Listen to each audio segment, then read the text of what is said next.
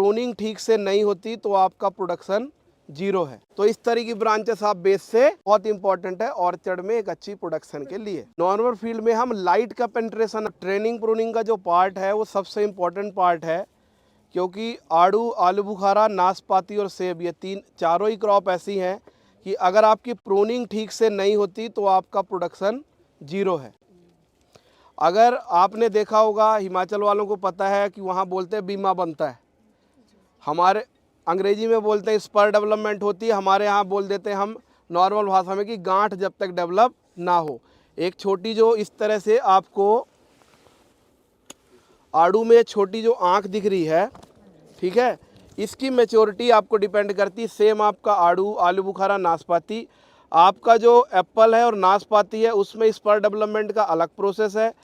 आपका आड़ू में और आलू बुखारा, इन दोनों में आपका क्या है, 1 साल पुरानी जो ब्रांच होगी उसमें जो बड डेवलपमेंट होगी उसी में आपका क्या आएगा, फ्रूट आएगा। आप इस तरह से देखेंगे, आपकी ये ब्रांच है, इसने लास्ट ईयर फ्रूट दे दिया, इससे जो नई ब्रांच निकलेगी दिसंबर के बाद, जब वो 1 साल पुरानी हो जाएगी नेक्स्ट दिसंबर में, तब उसमें क्या लगेगा, फल लगेगा। ठीक है, अब इसमें जो हर साल हमारी जो प्रूनिंग होगी वो किस ब्रांच की होगी, जिसमें ऑलरेडी ये आँखें बनी हुई है, जिससे हमारा क्या है, बड का लोड हमने क्या किया, कम किया, जिससे क्वालिटी और साइज अच्छा बने। ठीक है, अगर इस पूरी ब्रांच में ही अगर हम फल ले रहे हैं, इसका मतलब क्या है, आपकी फ्रूट छोटे रह जाएंगे, नेक्स्ट ईयर के लिए आपका जो क्रॉप का लोड है वो भी बहुत ज़्यादा हो जाएगा, और आँखें जो है और जो नई जो आपकी वो फूटनी है शाखाएँ, उनका भी फूटना क्या हो जाएगा, कम हो जाएगा, क्योंकि ज़्यादातर किस में एग्जॉस्ट हो जाएगा ये सारी ब्रांचेस, फ्रूट देने में। ठीक है, अब ये जो ब्रांच है, अब सवाल आता है कि जी आँख ने एक बार फ्रूट दे दिया तो उसमें से नई ब्रांच कैसे फूट रही है। ठीक है ना, तो आड़ू में आप हमेशा देखोगे, आड़ू में 3 आँखें होती हैं यहाँ पे। ठीक है, 2 आँखें जो साइड की हैं वो क्या देती हैं, फल देंगी, बीच की जो आँख है वो क्या फोड़ेगी, हरी डंडियाँ फोड़ेगी। ठीक है, तो ये जो सोर्स है बीच वाली आँख, ये नेक्स्ट ईयर के लिए नई ब्रांच बनाने के लिए क्या है, सोर्स है। अब आप रैंडम फील्ड पे गए, आपने सोचा जी हमने तो प्रूनिंग करनी है, अब आपने डायरेक्ट प्रूनिंग कर दिया, मान लीजिए आपने बिना सोचे समझे यहाँ कट लगा दिया, तो क्या हुआ, आपका जो फ्रूटिंग एरिया है वो तो आपने काट दिया, क्योंकि जो पुरानी ब्रांच है जिसमें फ्रूट लग चुका, उसी में क्या है, ये नई शाखा निकली हुई है। ठीक है ना, तो ये चीज़ आपने विशेष ध्यान रखना है कि जो ब्रांच का जहाँ पे ब्रांच ये है उसको कहाँ से काटना है, कौन सी ब्रांच को काटना है, नहीं आपकी समस्या बढ़ जाएगी। क्यों, आपने फ्रूटिंग वाली ब्रांच ही काट बैठे, क्योंकि हम रैंडम जाते हैं या लेबर लगा देते हैं, तो लेबर ने सीधे ऐसे ऐसे कटिंग करनी है, उसको नहीं पता क्या फ्रूट लग रहा है क्या नहीं लग रहा है।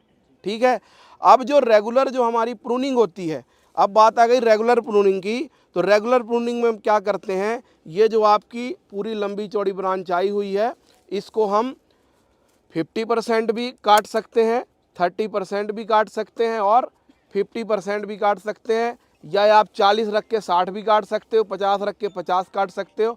क्यों, आप क्रॉप लोड कितना रखना चाहते हो उस पर डिपेंड है।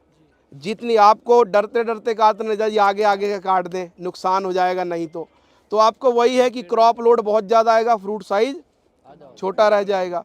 जितना ज़्यादा आप फ्रूट रखोगे, आपको जो नई शाखा फोड़ने वाली जो आपकी प्रवृत्ति है शाखाओं की, वो क्या हो जाएगी, कम हो जाएगी। तो नेक्स्ट ईयर आपको क्रॉप बहुत अच्छी नहीं मिलने वाली। ठीक है, अब इसमें एक सवाल ये आता है कि अब इसमें फ्रूट लगा पिछले साल, इसमें इस साल लगेगा, अगले साल यहाँ लगेगा, तो अब ये शाखा क्या होगी, कैनोपी से काफ़ी बाहर आ जाएगी, क्योंकि पीछे वाला तो हम काट नहीं सकते, क्योंकि फ्रूट देने वाली शाखा जो है इसी में बेस्ड है। तो फिर हम क्या करते हैं, आड़ू में 4 से 5 साल अच्छी फ्रूटिंग लेने के बाद, अगर आपको लगता है कोई पर्टिकुलर ब्रांच आपकी कैनोपी से बहुत बाहर जा रही है या कैनोपी से बाहर चली गई, तो हम क्या करते हैं, उसको जड़ से ही नीचे से काट देते हैं। ऐसा काम आपने 4 से 5 साल में एक बार करना उस शाखा के साथ, हर साल ही नहीं उड़ाना। जिस साल आप उसमें कटिंग कर रहे हैं उसका 25% एरिया इस साल ले लें, क्योंकि कैनोपी एरिया काफ़ी ज़्यादा हो गया। 25% एरिया नेक्स्ट ईयर।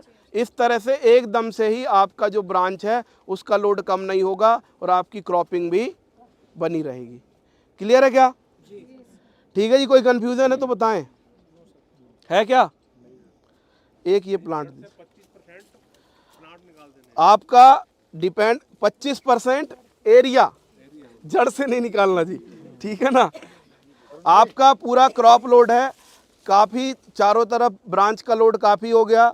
अब आपको लगता है शाखाएं जो आपकी कैनोपी एरिया से काफ़ी बाहर भी जा रही हैं, तो फिर आपने क्या करना है, मेरे कहने का मतलब ये है, ऐसा नहीं एक साथ ही पूरे पौधे के सुधार में हम लग गए। हमने क्या करना है, 25% एरिया इस साल, 25% नेक्स्ट ईयर। तो क्या होगा, धीरे धीरे आपकी ग्रोथ भी मेंटेन रहेगी और उसी प्लांट में प्रोडक्शन भी मेंटेन रहेगा। ठीक है। आड़ू एक ऐसा है, ज़्यादातर लोगों के मन में रहता है कि जी आड़ू तो 10 साल फ्रूट देगा, 5 साल फ्रूट देगा, उसके बाद ख़त्म है। लेकिन आड़ू जो एक पौधा है, आप अगर 8 साल 10 साल के बाद उसकी कटिंग करके रिजुविनेट कर देते हो तो फिर से जो नई ग्रोथ आएगी वो आपको फ्रूटिंग देगी। तो ऐसा नहीं है कि पौधा आपका 10 साल में ही फ्रूटिंग देना कम कर देगा। ठीक है जी। अब एक सिस्टम है कि ज़्यादातर रहता है ना कि जब आप फर्स्ट ईयर का पौधा लगा रहे हैं, इसमें मैं ट्रेनिंग प्रूनिंग दोनों साथ में बता रहा हूँ आपको। जब आप फर्स्ट ईयर का पौधा लगा रहे हैं, आड़ू, आलू बुखारा, नाशपाती, सेब, अब इसमें 3 तरह के सिस्टम होते हैं। एक आपका हो गया ओपन सेंटर सिस्टम, एक आपका हो गया सेंट्रल लीडर और एक हो गया मॉडिफाइड सेंट्रल लीडर सिस्टम। जो हम आड़ू में और आलू बुखारा में यहाँ जो हम यूज़ करते हैं वो सारा ओपन सेंटर सिस्टम ही यूज़ करते हैं। ठीक है जी। जो ये बीच का आपका तना हुआ, इसकी ग्रोथ हम नहीं होने देते। तो अब हमने ये देखना कि फर्स्ट ईयर का पौधा हो गया, उसके बाद हमने प्रूनिंग सिस्टम इसका करना कैसे। ठीक है जी। आपने लगा दिया, मान लो इस साल दिसंबर में पौधा लगा दिया या तो जुलाई में पौधा लगा दिया। आपका जब 1 साल का पौधा हो गया नेक्स्ट दिसंबर में, आपने उसकी क्या करनी है, ट्रेनिंग सिस्टम एक उसका बनाना है। तो हम ओपन सेंटर सिस्टम अगर हम लेते हैं तो हम क्या करते हैं, लगभग 1 से 1.5 फीट का नीचे का जो तने वाला एरिया, इसको क्या कर देते हैं, हम साफ कर देते हैं। ये हमारा क्या हो गया, मेन आपका लीडर हो गया, जो मेन स्टेम हो गया, जिसको हम मेंटेन करेंगे। अब क्या है इसके, अब हम इसको क्या रखेंगे ओपन सेंटर सिस्टम में। तो ओपन सेंटर में क्या करते हैं, जहां आपकी 4-5 ब्रांचेस अच्छी चारों तरफ जिनका ओरिएंटेशन अच्छा है वो हम रिटेन करेंगे, बाकी इस सेंटर को ऊपर से, ठीक है, सेंटर को ही ऊपर से हम क्या करेंगे, कट कर देंगे। तो इस तरह से आपका ये पौधा किस में आ जाएगा, ओपन सेंटर हो गया ये सिंपल। और इन ब्रांचेस में हमने 50-50% कट लगाने, जिससे आगे नेक्स्ट ईयर के लिए भी इसमें और ब्रांच बने। ठीक है जी। ये मान लो, इनको भी हम मान लें प्रॉपर। तो ये हमने 50% क्या लगा दिया, कट। अब ये आड़ू को पौधा इस तरह से ओपन सेंटर हो गया। अब ये नहीं सोचना इसमें कि जी इतना पौधा बड़ा था, ये तो आपने आधा कटवा दिया। ठीक है। ये ओपन सेंटर आपको स्टार्टिंग से करना पड़ेगा। ठीक है। अब इसमें एक ध्यान देने वाली बात ये होती है कि ज़्यादातर जो ब्रांच का हम क्या रखते हैं, एंगल रखते हैं, वो 45 से 60 के बीच का मेंटेन करते हैं। आपने अगर देखिए 4 तरह की ब्रांचेस इसमें बनेगी। एक ब्रांच आपकी ये है जो 90 का एंगल लेके चल रही है, एक ब्रांच बिल्कुल ही नीचे की तरफ झुकी हुई है, एक ब्रांच तने से बिल्कुल क्लोज होके चल रही है। ठीक है। तो ये जिसका एंगल बिल्कुल नैरो एंगल होता है वो हम नहीं रखते, क्योंकि इनके फटने के चांसेस बाद में ज़्यादा हो जाते हैं। ये वाली तो बिल्कुल नहीं रखेंगे, क्योंकि क्रॉप लोड हो गए तो सारी नीचे जाएंगी। उसके बाद इसमें आता है कि आपका, अब इसमें क्या है, 45 वाली मान लो ऐसी शाखाएं जो आ रही हैं जो 45 से 60 का एंगल लेके हैं, वो हमने क्या करनी है, इसमें मेंटेन करनी है।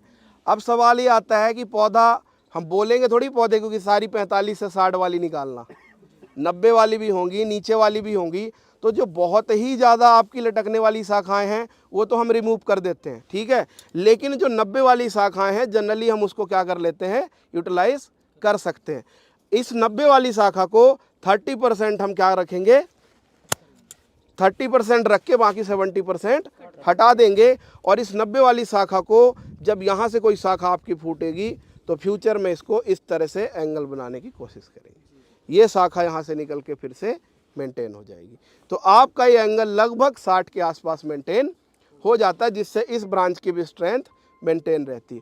अगर आप स्टार्टिंग से ऐसी ब्रांचेस प्लांट में लेके चल रहे हैं कि जिनका एंगल 45 से कम है, तो जब मेल लीडर बढ़ेगा या तो आपकी ये ब्रांच एक साथ जब बढ़ेगी तो इनके फटने के चांसेस ज़्यादा हो जाएंगे। ठीक है जी। अब इसमें कोई है क्वेश्चन आ रहा है कोई दिमाग में यहाँ तक? सर ये कमजोर ब्रांच भी तो काट सकते हैं ना सर, ये वाली ये कर रखेंगे ये सर? ये मजबूत हो जाएंगी। ठीक है, इनमें बस एक एक इंडक्शन कट आपको देना है। ठीक है, क्योंकि अगर ब्रांच कोई मिल रही है तो उसको आगे तक के लिए मेंटेन करें। नेक्स्ट ईयर क्या पता और अच्छी शाखाएं फूटें तो फिर कमज़ोर वाली हटा देंगे, मजबूत वाली हम रख लेंगे।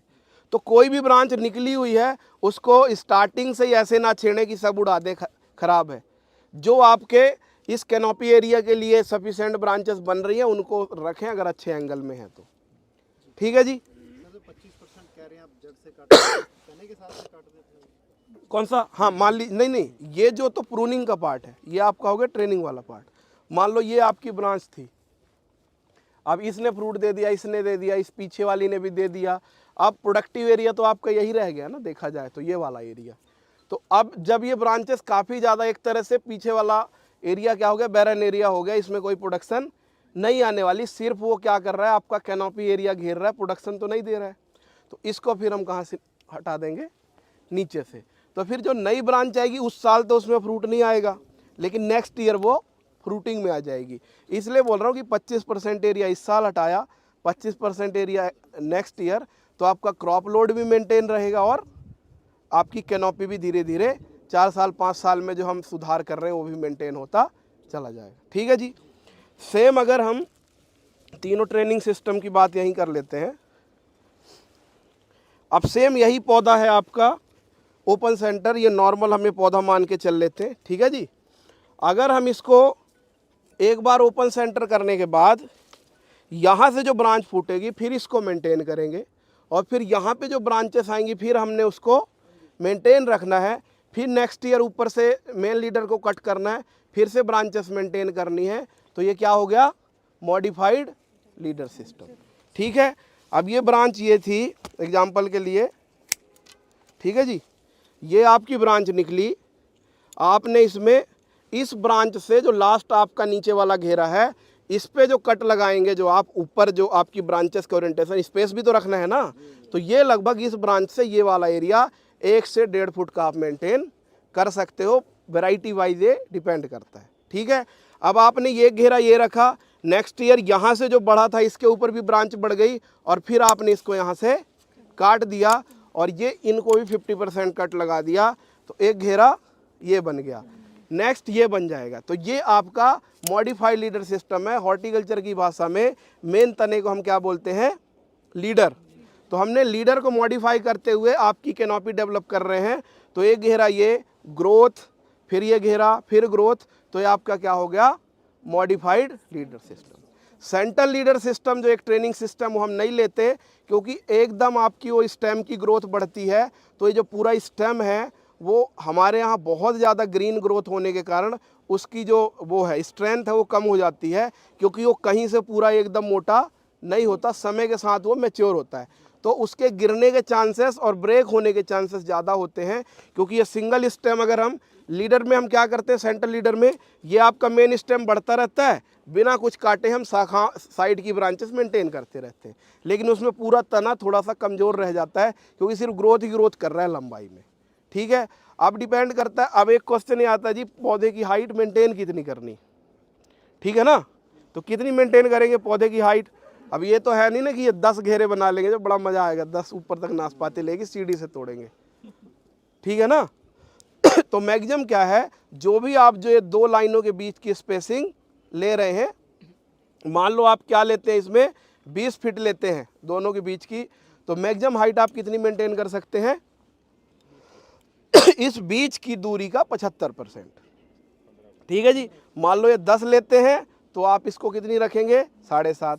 ये 20 लेते हैं तो ये 14.5 से 15 के बीच भी मेंटेन कर सकते हैं।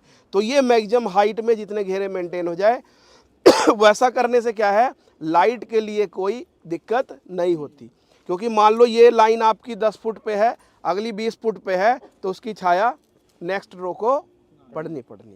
ठीक है जी। तो एक नॉर्मल हाइट रखेंगे, 75% की हाइट रखते हैं तो हमेशा धूप के लिए 25% एरिया खाली रहेगा।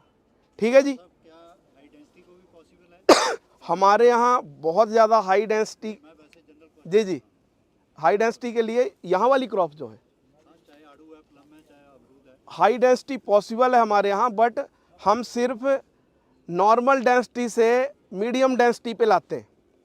हम ऐसा नहीं है कि 2x2 3x3 इस पे हम लगवा दें, क्योंकि यहाँ ग्रीन ग्रोथ बहुत होती है टेम्परेचर हाई होने के कारण लो चिल वेराइटीज़ में, तो बहुत ज़्यादा हाई डेंसिटी पे हम नहीं ले जाते। हम जो काम कर रहे हैं हम सारा हाई डेंसिटी पे काम कर रहे हैं इस समय। ठीक है। प्रोजेक्ट है लेकिन हाई डेंसिटी में जब भी आप सब ट्रॉपिकल रीजन पे आप हाई डेंसिटी करें तो कोशिश ये करें आप स्क्वायर प्लांटेशन में पौधे ना लें, हमेशा आप रेक्टेंगुलर प्लांटेशन में पौधे लें, जिससे आपकी कैनोपी एटलीस्ट अच्छी ग्रोथ आप मेंटेन कर सको। आपके यहाँ पॉसिबल है, हमारे तो कंट्रोल सिस्टम है सारा। हाँ, तो वहाँ के अलग कंस्ट्रेंट्स है हिमाचल के थोड़ा सा। मैं वही पूछ रहा था क्योंकि जो हाइट का कंसेप्ट है हमारे जैसे गोवा में हम 3x3 पे ले रहे हैं, हाँ 3 मीटर ही दोनों तरफ से है, ठीक है। तो ज़्यादा से ज़्यादा उसको नहीं, हाइट का जो कॉन्सेप्ट जो नॉर्मल फील्ड में है, कंटूर का अलग है, नॉर्मल फील्ड में हम लाइट का पेंट्रेशन अच्छा हो उसके लिए बताते हैं। वही कि हम उसमें थोड़ा सा लैकिंग कर रहे हैं हाँ, क्योंकि हमने हाई डेंसिटी कर दी और हमें जो लाइट सिस्टम है वो डिस्टर्ब हो रहा है। वो डिस्टर्ब हो रहा है, तो उसके बारे में अलग से हम डिस्कशन करेंगे। आपका जो प्रॉब्लम वाला पॉइंट है, क्योंकि लाइट वाला प्रॉब्लम हिमाचल में अलग है, हमारे यहाँ तो सीधे है कि अगर एक रो की हाइट ज़्यादा हो गई, एक की कम रह गई, तो हमेशा अनइवन से प्लांट की ग्रोथ होगी और लाइट के कारण पौधे सफ़र करेंगे, क्योंकि लाइट बहुत इंपॉर्टेंट है ऑर्चर्ड में एक अच्छी प्रोडक्शन के लिए। ठीक है जी। आइए फिर अब ये तो आपको क्वेश्चन और था, जी, अभी बहुत से प्लांट में इस तरह ग्रोथ आ जाती है, ठीक है, आड़ू में भी आती है, ठीक है। उसको रखना है या काट देना है? ये प्लेन ग्रोथ, ग्रीन ग्रोथ, कौन सी ये जो वाला। अब आती है, हाँ, मतलब अभी भी है बहुत सी। फुल ग्रो जो ट्री है, वो प्रोडक्शन ने अलग से इस तरह से इस सीजन में बिल्कुल नई ग्रोथ अगर दिखाई देती है, वो नीचे से कट कर दे। जैसे आपको पीछे दिख रही है, देखिए वो जो नई बिल्कुल, हाँ वही दिख रही है। वैसे आ रही है।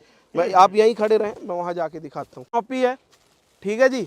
इस तरह के जो ब्रांचेस जिनकी बात कर रहे हैं, ये ब्रांचेस आती हैं। अब ये हाइट तो ज़्यादा लेंगे, इसमें बड का डिस्ट्रीब्यूशन बहुत ज़्यादा नहीं होगा, बड की जो आपकी दूरी है एक आँख से दूसरे आँख की, वो भी बहुत ज़्यादा होगी, तो ये सिर्फ आपकी एनर्जी ले रहे हैं और कोई काम नहीं कर रहे हैं। तो जब पूरा कैनोपी एरिया बना हो तो इस तरह की ब्रांचेस आप बेस से हटा दें। ठीक है, एक तो ये तरीका है, डन। और एक तरीका ये है, इस तरह की जो ब्रांचेस हैं आपकी, एक इनका हम एडवांटेज ले सकते हैं। क्या एडवांटेज? नीचे की जस्ट 2 आँख छोड़ के हम उनको काट दें। सेम मान लो ये ब्रांच थी, या तो हमने नीचे से हटाया या तो 1 या 2 आँख छोड़ के काट दी, तो यहाँ से कम हरी डंडी तो निकलेगी ना। तो यहाँ से जो ब्रांच निकलेगी एटलीस्ट वो हम प्रोडक्शन में ले सकते हैं। ठीक है जी।